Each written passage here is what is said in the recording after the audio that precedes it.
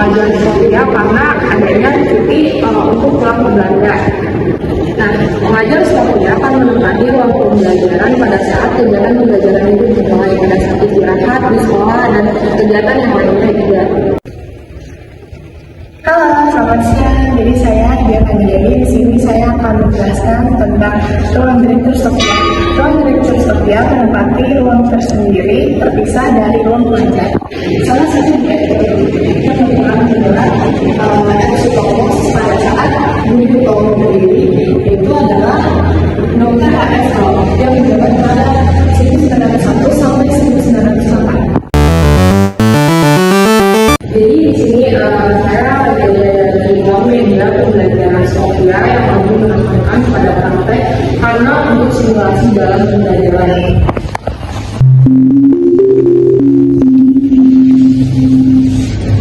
Jadi pembelajaran ditempatkan di ruang tersendiri yang akan membantu para pengajar pada saat memasuki ruang pembelajaran.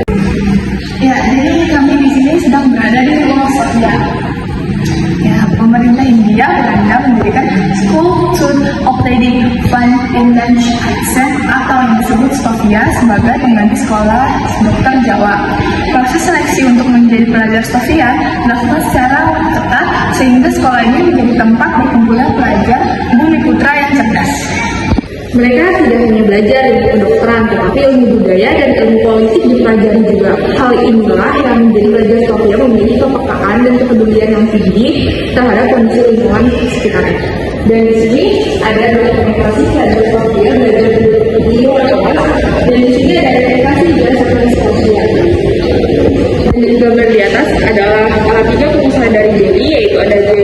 Niewentius dan P.W. Jackson, dan yang terakhir itu ada H.C. Van Mangap.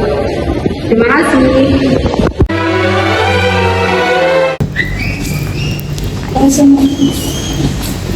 Selanjutnya ada ruang pengobatan tradisional. Masyarakat Nusantara telah mengenal pengobatan tradisional sejak lama. Pengetahuan tersebut diwariskan secara turun-temurun dari generasi ke generasi. Beragamnya penyakit pada masyarakat tradisional melahirkan beragam profesi dukun sesuai dengan kemampuan dalam menyembuhkan penyakit. Misalnya dukun bayi, dukun urut, dukun sunat, dan sebagainya. Nah, masyarakat Indonesia sangat mempercayai dukun karena dia memiliki spiritual dan tradisional obat yang sangat manjur untuk masyarakat Indonesia. Pengetahuan dan keterampilan dukun akan diwariskan secara turun-temurun di keluarganya.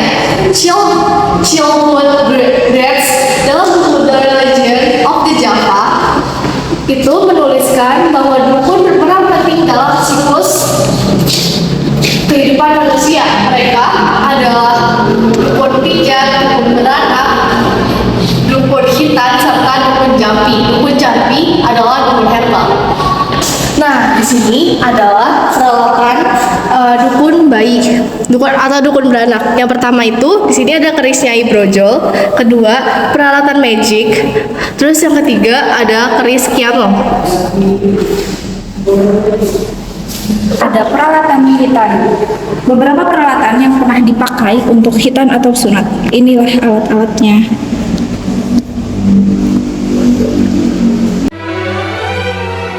Ada ruang sekolah dokter Jawa. Pemerintah Hindia Belanda membuka sekolah dokter Jawa di Rumah Sakit Militer Weterwelle. Tujuan pendirian sekolah ini adalah untuk mendapatkan tenaga medis bumi putra guna mengatasi wabah penyakit di Pulau Jawa.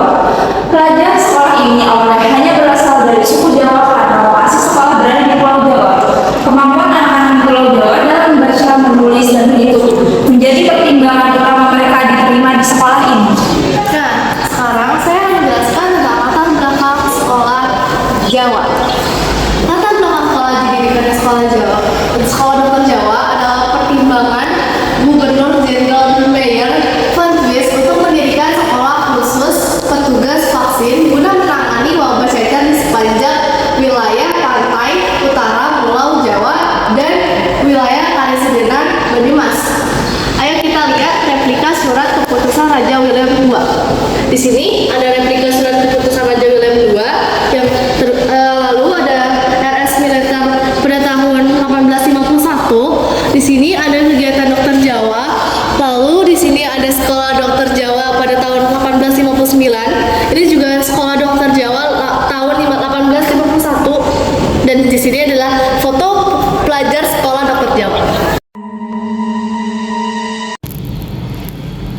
Selanjutnya ada ruang asrama Stovia. Pada 1 Maret 1902, kegiatan pendidikan kedokteran pindah ke gedung Stovia atau Sekolah Pendidikan Dokter Bumi Putra. Gedung Stovia dirancang untuk memenuhi semua kebutuhan para pelajar sehingga dilengkapi beragam fasilitas pendukung kegiatan pendidikan. Nah, penghuni di asrama ini memiliki peraturan sangat ketat dan juga dituntut untuk selalu disiplin dan bertanggung jawab. Dan penghuni di sini juga diawasi oleh penjaga setiap malamnya.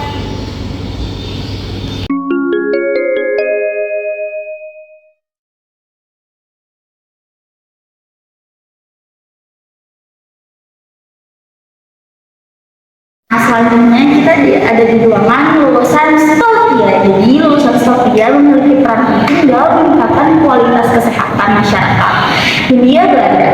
Kerja keras yang dilandasi rasa ikhlas menjadi etos kerja yang melekat dalam diri mereka, sehingga praktek pengobatan dilakukan tidak menetapkan tarif biaya dan tidak membebankan pasien. Para dokter muda lulusan Stovia ini bukan hanya berjasa bagi dunia kesehatan aja, tetapi juga sangat berpengaruh pada masa kebangkitan nasional.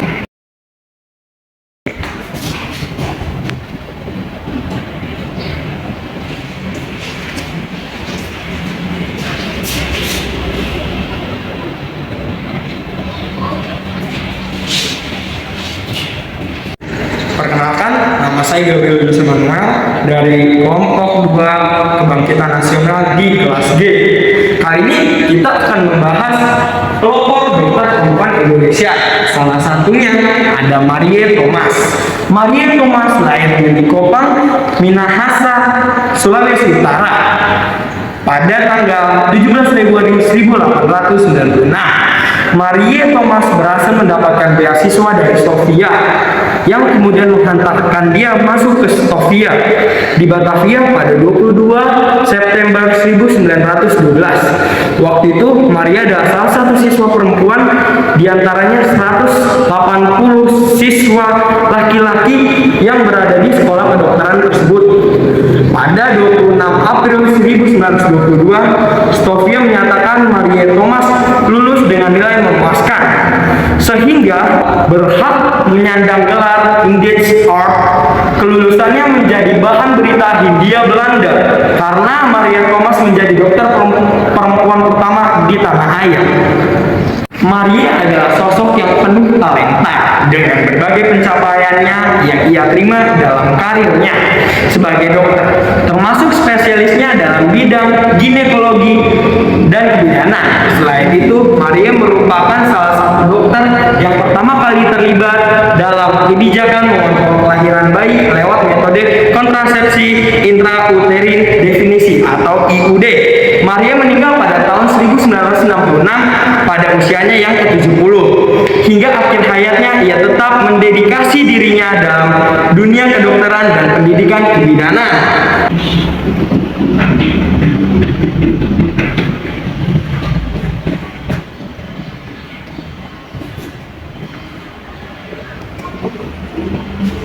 Pada 1914, 2 tahun setelah Marie Thomas masuk ke Stovia, anak Adeline Warrow, gadis Minahasa kelahiran Kamurang 23 Februari 1898, ini juga berhasil masuk Stovia. Anak Warrow bersahabatan dengan Marie Thomas yang merupakan perempuan pelajar pertama di Stovia. Kedua perempuan pelajar ini sering disebut si kembar atau the dwelling. Meskipun begitu, semua pelajar laki-laki sangat melindungi dan menyayangi kedua pelajar perempuan tersebut. Sudah menikah, Anna Warrow menemani suaminya ke Belanda untuk memperoleh sertifikat dokter dan mengambil spesialis otorinolaringologi yang ada di Universitas Leiden antara 1933 sampai 1935 di zaman penduduk Jepang. Anna Warrow menjadi dokter partikuler ahli hidung di kompleks Rumah Sakit Semarang bersama Dr. Sarjito. Ana memutuskan kembali ke Manado untuk bekerja di laboratorium Rumah Sakit Umum Gunung Wenang dan mengajari di Universitas Samratulangi. Ana Warau meninggal pada Jakarta tahun 1979.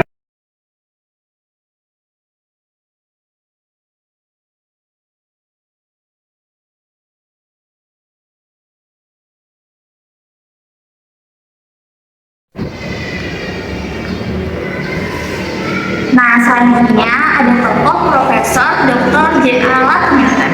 Profesor Dr. J.A. Latmiaten merupakan seorang ahli Jawa Indonesia. Nah, Prof. Latmiaten lahir di Ambon, Maluku pada tahun 1888. Ia masuk Sofia pada 10 Januari 1903 dan lulus 19 Agustus 1911. Selanjutnya, ia maju studi ke Belanda dan meraih gelar doktoral medis pada tahun 1925. Prof. Latmiaten pernah bertugas di beberapa rumah sakit jiwa, di antaranya RSJ Lawang, sekarang RSJ Radingan Diningrat, RSJ Sabang dan RSJ Bogor, sekarang RSJ DR Haji Mazlum Mahdi. Setelah Indonesia merdeka pada awal tahun 1946, Profesor Latmiaten diangkat menjadi profesor psikiatri di Sekolah Tinggi Kedokteran yang merupakan cikal bakal fakultas kedokteran Universitas Indonesia. Di usia senjanya, ia masih dipercaya menjadi inspektur rumah sakit jiwa di Kementerian Kesehatan Indonesia dan anggota Dewan Pertimbangan Agung bersama Dr. Rajiman Widyanindra. Profesor Latmiaten meninggal dunia pada 30 Mei 1948 dalam usia 60 tahun. Nah, halo guys, jadi di sini ada beberapa tokoh yang merupakan lulusan dari Sofia. Nah, di sini tuh ada Wilhelm Zakaria, terus Ferdinand Nomen Tobi, Ruby Natali Sastra, Nembongi, Muwardi, dan Abdullah Samsoleh. Nah, selanjutnya masih ada banyak tokoh yang merupakan lulusan dari Sofia. Nah, berikut nama-nama lulusan Sofia dari tahun 1902 hingga tahun 1926.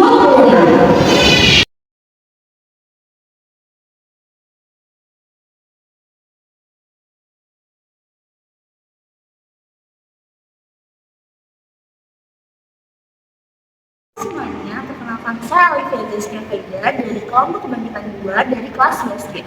Nah, di sini jadi saya sedang berada di ruang Memorial Budi Utomo.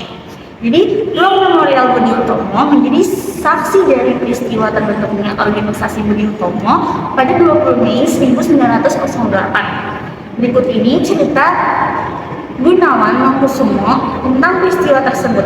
Tepat pukul 9 pagi, semua sudah berkumpul. Pemuda Sutomo mulai berbicara dan menjelaskan maksud dan tujuan pertemuan pagi itu. Beliau mengemukakan gagasan dan cita-citanya secara singkat, terang, dan jelas. Selesai Sutomo bicara, reaksi dari peserta hebat sekali. Semua tepuk tangan, gegap gempita. Tanda setuju sepenuhnya.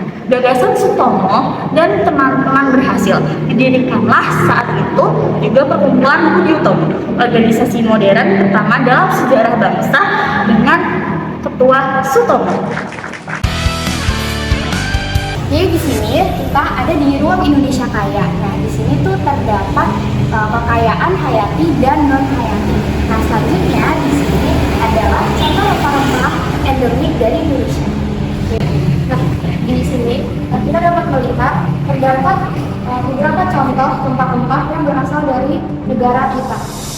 Di sini ini merupakan cengkih, ini merupakan lada, cendana, pala, cengkih, kayu manis, gaharu, kapurga.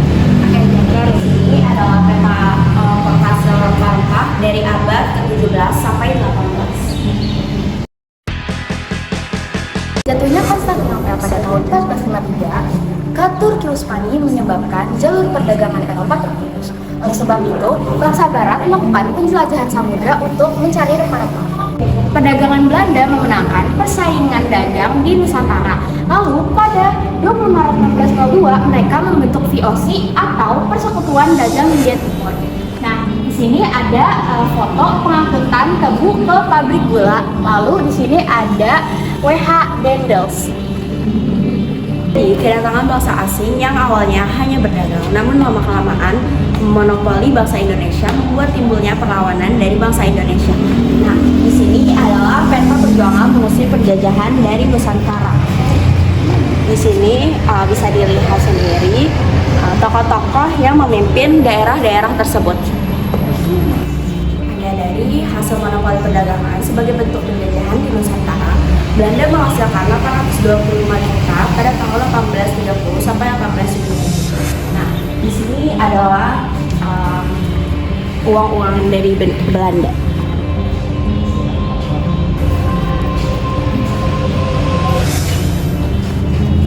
Nah, setelah bertahun-tahun Belanda menjajah Nusantara, kemudian masyarakat Belanda itu baru mengetahui bahwa negaranya tersebut itu menjajah sebuah bangsa lewat tulisan dari tokoh yang bernama Edward Meisdecker atau Mutahun pada 1806. Kemudian Van de Venter menuliskan artikel pada tahun 1899 dengan judul NRS Gold. Dan berikut merupakan isi atau rekapan asli dari artikel yang ditulis oleh Bapak Van de Venter. Dan dari sinilah lahirlah kebijakan politik etis. Kebijakan politik etis yang dinilai paling menguntungkan itu merupakan edukasi. Meskipun seperti yang sudah dikatakan sebelumnya, bagian dari politik etis ini tuh tidak semua atau seluruh masyarakat itu merasakan, meskipun hanya bangsawannya. Namun dari edukasi ini itu memunculkan atau membuat terbukanya kesempatan memperoleh pendidikan yang dimana tuh melahirkan golongan priayi baru gitu. Nah, pada akhir abad ke-18 setelah VOC itu mengalami kemunduran dan akhirnya bangsa Belanda yang benar-benar menduduki wilayah Nusantara kita, nah dia menyediakan pendidikan untuk anak-anak bangsanya sendiri, yang dimana mengutamakan bangsanya sendiri. Sedangkan untuk anak-anak bumi putra itu diabaikan.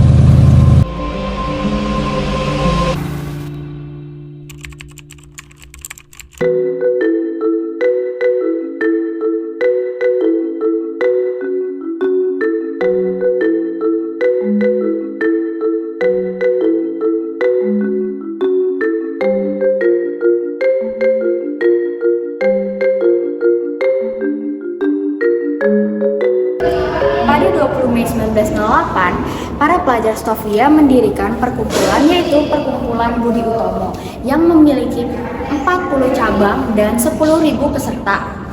Perkumpulan Budi Utomo mengubah perjuangan dari yang menggunakan fisik menjadi menggunakan pemikiran.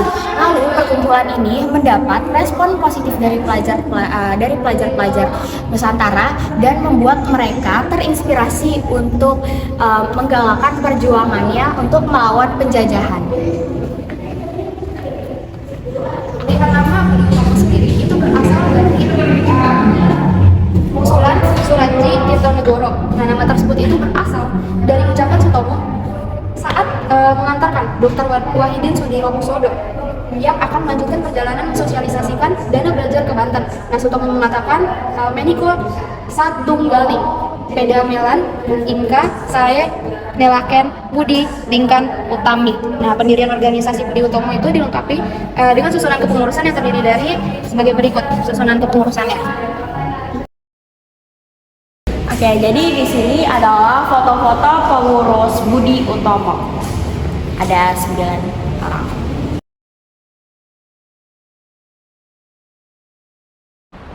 Dan berikut merupakan patung-patung para pendiri dari Budi Utomo atau para pengurus dari Budi Utomo.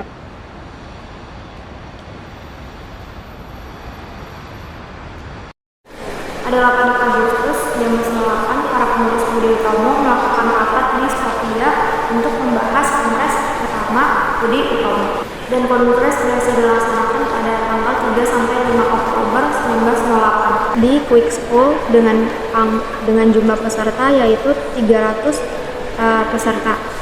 Dan kongres tersebut itu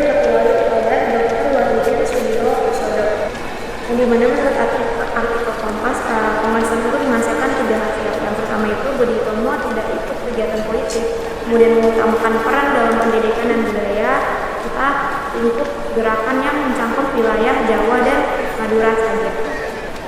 Nah, selanjutnya di sini kita dapat melihat bahwa dari Budi Utomo sendiri yang dimana terbentuk pada 1911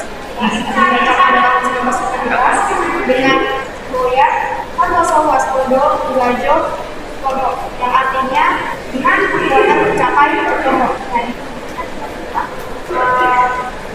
Beko pada lambang di sini itu artikan nama organisasi sini itu Budi Utomo. Yang kenapa ini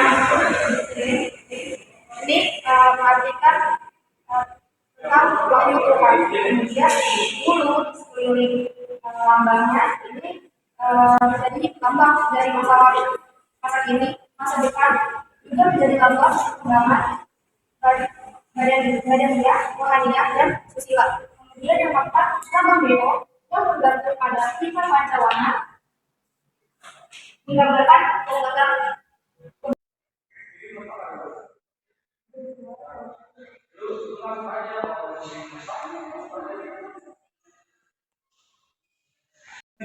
Ibu Mardipulah. Lahirnya Budi Utomo pada tahun 1904 menjadi bangunnya kesadaran rakyat bersatu satu badan, yaitu bangsa. Lahirnya semangat kebangsaan Anda mencoba karena baru untuk mengusir jahat. Perjuangan semua lebih mengandalkan kata fisik diganti di kekuatan pikiran. Budi Utomo didaulatkan menjadi ibu perhimpunan bagi organisasi pergerakan nasional karena sejak lahirnya berdiri organisasi pergerakan dengan corak beragam. Budi Utomo memberikan inspirasi lahirnya organisasi pergerakan lain seperti Perhimpunan Indonesia, Syarikat Islam, Ibis Parti, Muhammadiyah, dan dan Partai Nasional Indonesia. Budi Utomo berhasil membangun kesadaran rakyat untuk terus berjuang menjadi satu, menyongsong kemerdekaan demi terwujudnya bangsa yang sejahtera dan mulia. Pertama ada Kripto Utomo adalah bupati terkemudian yang memiliki perhatian terhadap pendidikan anak bangsa. Hal tersebut yang membuat Budi Utomo memilihnya menjadi ketua organisasi. Kedua ada Pangeran Aryo Dirojo. Pangeran Aryo Dirojo adalah putra Pakualam V yang hanya pendidikan sampai Vulgar School atau KTS. Pada tahun 14 beliau mengundurkan diri sebagai ketua Budi Utomo karena sakit. Kemudian ada Radiman Wijaningrat. Radiman Wijaningrat ini di Jakarta pada tanggal 21 April tahun 1979. Beliau merupakan dokter lulusan Stovia yang didaulatkan menjadi ketua organisasi Budi Utomo. Kemudian dia menggantikan Pangeran Aryo Dirojo. Yang keempat ada Raden Mas Aryo Suryo Suparto. Raden Mas Aryo Suryo Suparto dapat menjadi ketua organisasi Budi Utomo pada tahun 16 Agustus tahun 14. Jabatan tersebut dilepas pada Maret tahun 16 karena dia beliau jadi negara tujuh. Yang kelima ada Raden Wijo Suwojo. Raden Wijo Suwojo lahir di Kumbung pada tanggal 5 Juni tahun 1916. Pada tahun 16, Raden Wijo Suwojo ditunjuk menjadi ketua Budi Utomo untuk sementara, menggantikan Raden Mas Aryo Suryo Suparto.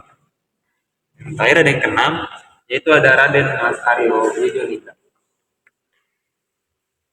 Raden Mas Aryo Wijoningrat merupakan kerabat bangsawan dari Kesultanan Pakulan 10 dari Selatan yang dipilih menjadi ketua Budi Utomo pada tahun 16. Keterlibatannya dalam organisasi Budi Utomo terus tidak berlanjut sampai dengan digabungnya organisasi menjadi Partai Indonesia Raya.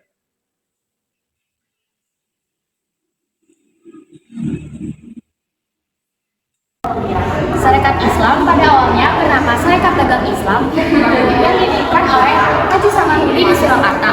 Pada tahun 1912, Haji Omar Said mengubah nama Sarekat Dagang Islam menjadi Sarekat Islam atau SI. Nah, keanggotaan SI ini bersifat terbuka untuk semua lapisan masyarakat Muslim. Jadi Muhammadiyah ini didirikan di Yogyakarta pada 1912 oleh Kiai Haji Ahmad Dahlan. Muhammadiyah lahir setelah terjadinya interaksi dan diskusi oleh pelajar Budi Utomo.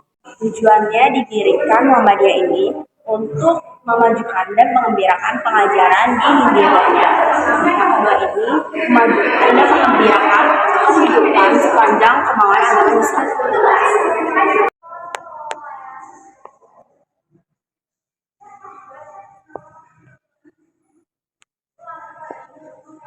Nah, selanjutnya terdapat organisasi Jong Java atau Trikoro Darmo, yang dimana Jong Java ini merupakan perkumpulan kepemudaan yang didirikan oleh Satiman Wiro Sanjojo di Gedung Sofia pada 7 Maret 1915 dengan nama Trikoro Darmo yang berarti 3 tujuan mulia. Nah, perkumpulan pemuda ini didirikan karena banyak pemuda yang menganggap bahwa Budi Utomo itu dianggap sebagai perkumpulan elit. Akhirnya mereka mendirikan perkumpulannya sendiri. Nah, pada saat didirikan, ketuanya itu adalah Satiman Wiro Sanjojo yang tadi sudah disebutkan, dengan wakil ketuanya Woksonegoro, sekretarisnya Sutomo, dan anggotanya adalah Muhlis Muslim, Musondo, dan Abdul Rahman. Nah, Trikoro Darmo ini itu bertujuan untuk mempersatukan para pelajar pribumi, menimbulkan minat agama sedunia dan bahasa nasional, serta memajukan pengetahuan umum untuk anggotanya. Dr. Wahidin Soedirosodo merupakan salah satu pahlawan nasional Indonesia sebagai penggagas berdirinya di organisasi Budi Utomo yang kemudian didirikan oleh siswa Sofia pada 20 Mei 1908. Nah, di sini kita dapat melihat dokumentasi dari ragam pendidikan yang ada pada masa dahulu, yang dimana ada sekolah rendah Eropa, sekolah menengah, sekolah dasar kelas 1, sekolah pendidikan guru, sekolah kepala Toraja, terus pemerintah Hindia Belanda juga mendirikan sekolah kejuruan di bidang pertukangan. Pendidikan yang bercorak diskriminasi pada masa penjajahan Belanda memicu munculnya lembaga pendidikan untuk anak-anak bumi putra yang didirikan oleh Raden Ajeng Kartini pada tahun 1903 yang mendirikan sekolah untuk anak-anak gadis yang menekankan pada pendidikan pembinaan budi pekerti dan pembinaan karakter di Jepara. Nah, selanjutnya ada Dewi Sartika pada tahun 1904 yang mendirikan sekolah istri yang kemudian berubah menjadi sekolah keutamaan istri di Bandung. Nah, selanjutnya ada Ki Hajar Dewantara pada tahun 1922 mendirikan perguruan kebangsaan taman siswa.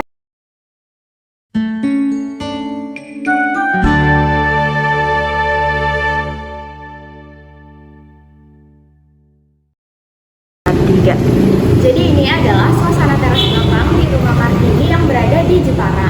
Nah, Kartini ini mengajarkan beberapa anak-anak untuk membaca, menulis, dan beberapa keterampilan lainnya. Wow, bagus.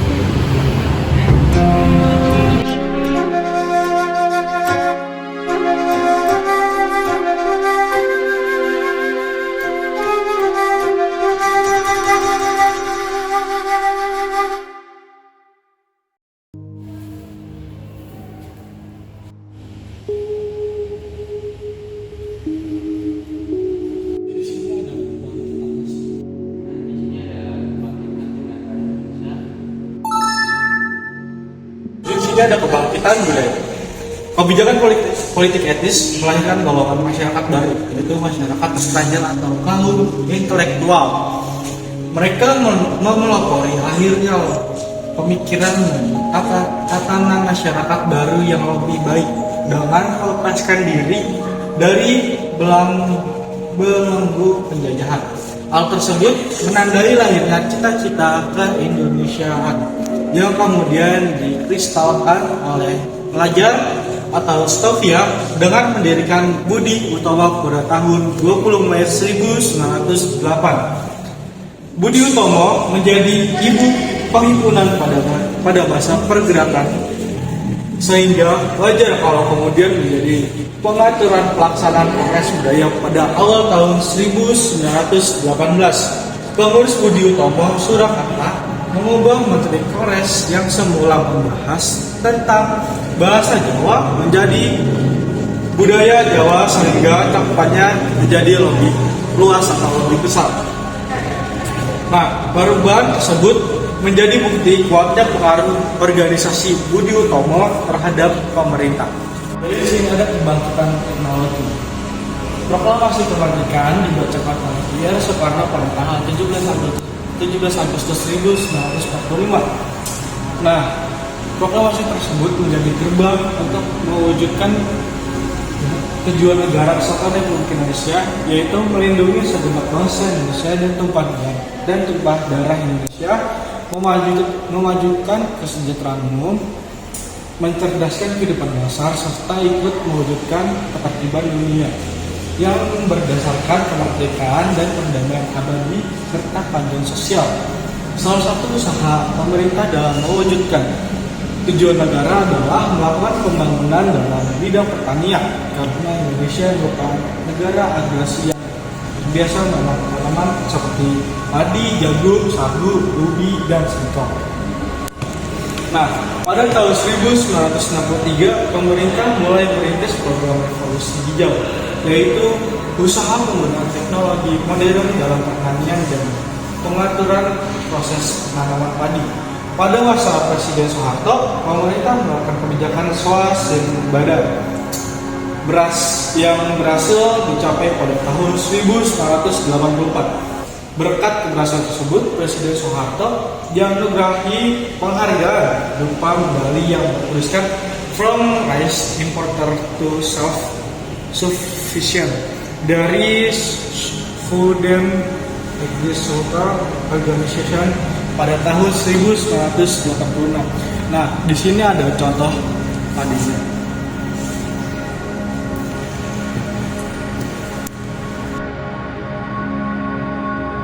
Di sini ada kebangkitan Dirgantara Indonesia.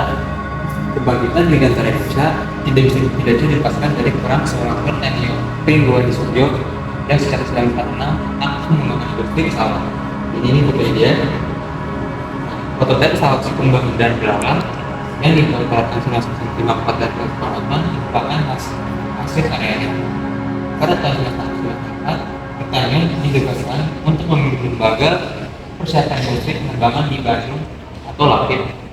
Pada tahun 1966, beliau meninggal dunia, sehingga pemerintah mengganti nama LAPIP menjadi LIPNUS atau Lembaga Industri Pesawat Terbang Nurtanio. Kemudian Presiden Soekarno memiliki dalam membangkitkan dunia Dirgantara Indonesia dengan memerintahkan teman bernama Edi Sunarso untuk membuat pabrik Dirgantara yang kemudian dikenal dengan Pabrik Pancora. Menurutnya, kita memang belum bisa membuat pesawat terbang, tapi kita punya pahlawan ke Dirgantara Indonesia yang gagah dan berani. Pada tahun 2003, dunia Dirgantara Indonesia kembali berkembang dengan adanya Bejabi. Bejabi ini kembali ke Indonesia setelah mendirikan di Jerman, yaitu pesawat penerbangan. Pada tahun 1976, pemerintah mengubah LIPNUR menjadi IPTN, yaitu Industri Pesawat Terbang Nurtanio, yang kepemimpinannya yang kemudian diambil oleh Bejabi. Kemudian pada tahun 30 Desember tahun 83, IPTN melakukan uji coba pesawat terbang CN-235 dan pada tahun 86 mulai mengekspornya ke beberapa negara. Pada tahun 85, nama kemajangan IPTN berubah menjadi Industri Pesawat Terbang Nusantara. Pada tahun 95, IPTN berhasil menerbangkan pesawat N250 yang diberi nama Gatot Kaca. Usaha penerbangan pesawat tersebut terhalang oleh krisis moneter pada tahun 97. Pemerintah Indonesia terpaksa meminjam dana kepada International Monetary Fund dengan syarat harus menghentikan proyek PT IPTN. Pada tahun 2000, PT IPTN berubah nama menjadi PT DI atau Dirgantara Indonesia.